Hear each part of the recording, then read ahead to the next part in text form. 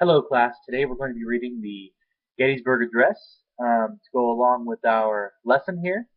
So I'm going to read it, and you guys can follow along with your own copies of the address, and we'll talk about some things as we go along, okay? So here we go.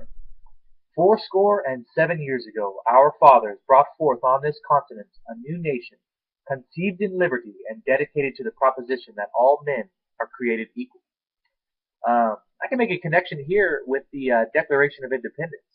I think that Lincoln, even though he doesn't explicitly say it, uh, he makes a reference to the Declaration of Independence in a way where he says our forefathers brought forth a new nation on this continent, dedicated to the proposition that all men are created equal. Now I know the Declaration of Independence does mention that all men are created equal. Uh, Even in the 1860s, when, during the Civil War, as they're fighting this war over the divided nation and the idea of slavery, the idea of former slaves being given the same rights as white landholders was still an outrageous idea, and Lincoln alludes to it here in his speech. So let's continue on. Now we are engaged in a great civil war, testing whether that nation, or any nation so conceived and so dedicated, can long endure. We are met on a great battlefield of that war. We have come to dedicate a portion of that field as a final resting place for those who here gave their lives that that nation might live. It is altogether fitting and proper that we should do this. But in a larger sense, we cannot dedicate, we cannot consecrate, we cannot hallow this ground.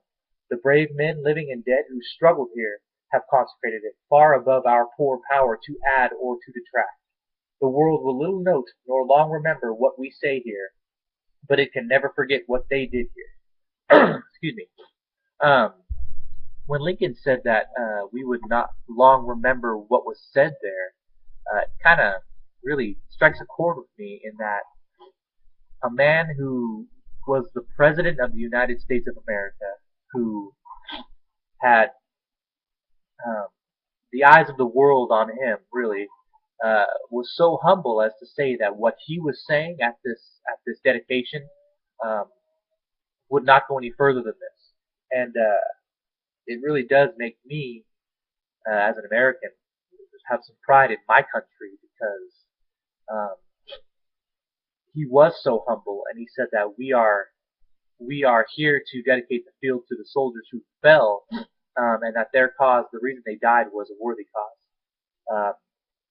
And it shows me that even though it was a terrible war and it started out maybe not necessarily to free the slaves, Lincoln got up there and rededicated the fight for reunification of the war, of the country, rededicated it to the fight to end slavery. He kind of changed the direction of the war and made it more of a moral fight rather than just reuniting the country. We're also fighting to for the soul of the country in essence. So continue on. Uh,